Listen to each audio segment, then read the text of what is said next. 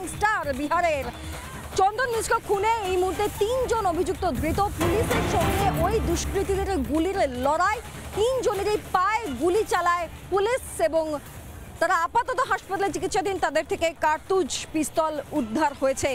আপনাদেরকে জানিয়ে রাখি, গ্যাংস্টার চন্দন মিশ্র খুনে 3 অভিযুক্তকে গুলি। বিহারের ভোজপুরে পুলিশ দুষ্কৃতীর লড়াই। শুভ্রাংশু চ্যাটার্জি সিনিয়র এডিটরের দিনে এই মুহূর্তে আমার সঙ্গে রয়েছেন। শুভ্রাংশু, আরো বড় আপডেট পাওয়া যাচ্ছে এই 3 দুষ্কৃতী, কোন 3 দুষ্কৃতী, কোথায় এই গুলির লড়াই চলে? আমি বিস্তারিত আপডেট নেব তোমার থেকে।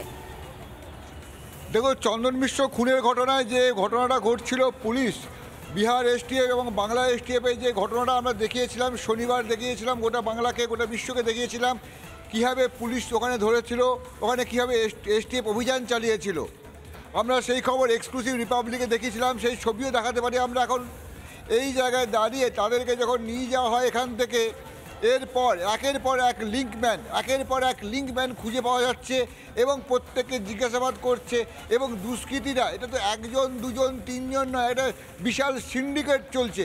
এবং সেই সিন্ডিকেটের জায়গায় ভোজপুর, বিহারের ভোজপুর, সেখানে আবার এই যে এখানে যেমন 3 জনকে ধরেছিল, সেখানেও এরকম একই ঘটনা। সেখানে গুলির লড়াই হয়ে যায় এবং গুলির লড়াই হয়ে যাওয়ার ফলে ওখানে একজনের পায়ে গুলি লাগে, একজনের হাতে গুলি লাগে এবং তাদেরকে হাসপাতালে তারা ভর্তি আছে। মনে রাখতে হবে, পরশ হাসপাতালে চন্দন মিশ্র যে খুনের ঘটনা ঘটেছিল, সেই ঘটনায় গোটা বিহার, বাংলা এবং উড়িষ্যা অঞ্চল জুড়ে তল্লাশি চলছে।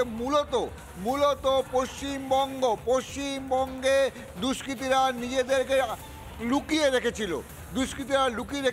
এই জায়গাটায় ধরে একের পর এক অভিযান এখানে হয়।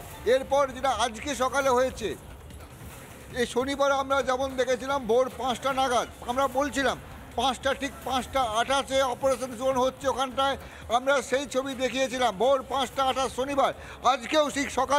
আজকেও সকাল ভোর 5টার সময়, ঠিক সকাল 5টার সময় ভোজপুরে, বিহারের ভোজপুরে অপারেশন চলার সময় যেই জায়গাটা হয়, বলবন্ত একজনের নাম, আরেকজন আছে, তাকেও গুলি লাগে। পরপর 3 জনকে গুলি লাগে। তারা এখনও চিকিৎসাধীন, তারা হাসপাতালে। পুলিশের তরফ থেকে বলা হচ্ছে এদের কি ধরা যেত না, কেন এটা হলো? পুলিশ বলছে সেই সময় তারা যখন হামলা চালায়, দুষ্কৃতীরা যখন হামলা চালায়, তখন গুলি চালানো ছাড়া আর কোনো পথ খোলা ছিল না। এটাকে অন্যভাবে কেউ বলছিলাম, বলছি গুলি চালানো কোনো পথ খোলা ছিল না, সেই জন্য এই ঘটনা ঘটেছে।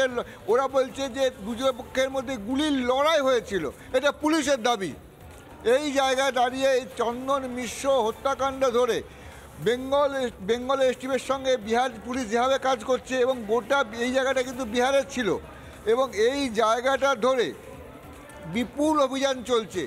এবং যে খবর আসছে, এই ঘটনায় তদন্ত আরও জোরদার করা হয়েছে, আরও অপারেশন জোরদার করা হয়েছে। এবং এটাও জানাচ্ছি, এই খবরে আরও এক্সক্লুসিভ কিছু যদি খবর আছে, আমরা সবার আগে সেই তথ্য তুলে ধরবো। আপাতত যেটা খবর পাওয়া যাচ্ছে, যারা গ্রেপ্তার হয়েছে, এরপরও আরও 3 জনকে ধরতে গেছিলো, তাদের পায়ে গুলি লেগেছে এবং তাদেরকে নিয়ে আরও জিজ্ঞাসাবাদ চলছে। বর্তমানে 2 জন হাসপাতালে আছে, 1 জনকে গ্রেপ্তার করা হয়েছে এখনো অবধি। ঠিক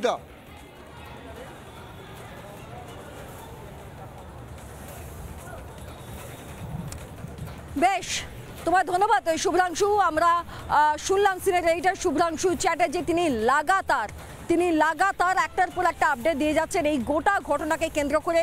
যেভাবে একেবারে ফিল্মি কায়দায় নিউ টাউনে সুখ বৃষ্টি আবাসনের বাইরে প্রথমে একজনকে নিজেদের হেফাজতে নেয় যৌথ বাহিনী এবং তারপর একের পর এক গ্রেফতার হতে শুরু করে। আনন্দপুর থেকে গ্রেফতার হয় এরা। বেসিক্যালি প্রত্যেকে বিহারে তাদের যাবতীয় কীর্তিকলাপ সেরে এসে এখানে নিশ্চিন্তের আশ্রয় নিয়েছিল। Bihar police phone location track করে এই অবধি পৌঁছে যায়, তারপর যৌথ বাহিনী একসঙ্গে এদেরকে ধরে। অদ্ভুতভাবে এরা যখন আসে তখন এদের কাছে কোনো লাইসেন্স ছিল না, এই তৌসিফের কাছে কোনো লাইসেন্স ছিল না। তারপরেও কি করে এতটা পথ চলে এলো, এটা নিয়েও প্রশ্ন ওঠে। এই একাধিক যখন প্রশ্ন এবং সেই সমস্ত আপডেট রিপাবলিক বাংলা লাগাতার এক্সক্লুসিভলি আপনাদেরকে দিতে থেকেছে। এই মুহূর্তের আরও একটা বড় আপডেট আমরা আপনাদেরকে জানাচ্ছি, যেখানে দেখা যাচ্ছে যে 3 দুষ্কৃতী এবার পুলিশ হেফাজতেই চলে গুলির লড়াই।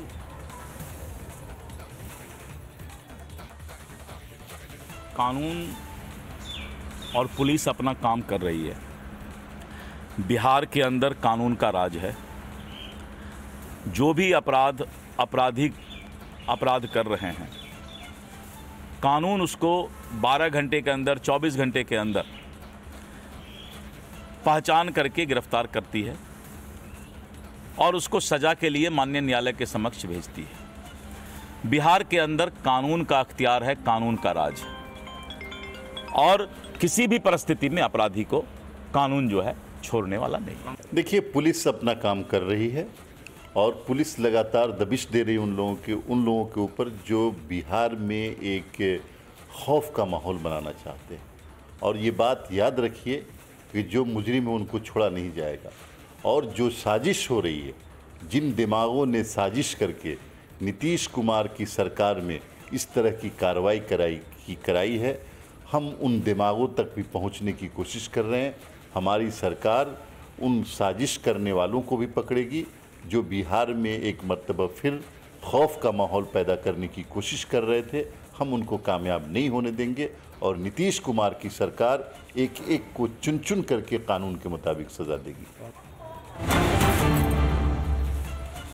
নানা ধরনের কন্টেন্ট দেখার জন্য লাইক করুন, শেয়ার করুন আমাদের ফেসবুক পেজ, সাবস্ক্রাইব করুন আমাদের ইউটিউব চ্যানেল।